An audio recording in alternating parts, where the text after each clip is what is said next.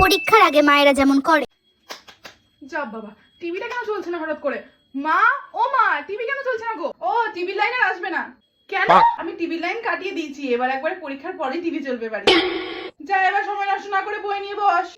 আবার গিয়ে পড়তে বসতে হবে। হ্যাঁ হ্যাঁ, তোরা দাঁড়া মাঠে, আমি এক্ষুনি আসছি খেলতে। কি হলো, তুমি এরকম করে দাঁড়িয়ে আছো কেন? পরীক্ষা অবধি কোনো খেলাধুলা হবে না, তুই বাইরেও বেরোতে পারবি না। যা গিয়ে পড়তে বস। ধুর, হঠাৎ করে ওয়াইফাইটা আসা বন্ধ হয়ে গেছে কেন? নেটই তো চলছে না।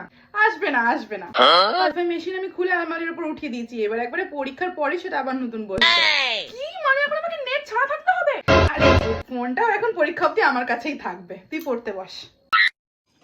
এই দাঁড়া দাঁড়া, আরে বাবা পটি যাচ্ছি, এখন কি সেখানেও যেতে পারবো না পরীক্ষা অবধি? আরে না না, এই নে খাতাটা নিয়ে যা, পটিতে বসে বসেও পড়বি। পটিতেও ভয়, দূর ভালোই লাগে না। কি হলো ব্যাপারটা, চাদর কেন টেনে নিলে? পরীক্ষা অবধি একদম ঘুমানো যাবে না, সারা রাত জেগে জেগে পড়ো। কি মানে, আমি এখন ঘুমোতেও পারবো না শান্তিতে? তুমি থাকো তোমার বাড়িতে, আমি চললাম এবার বাড়ি ছেড়ে, আমি এই বাড়িতে থাকবো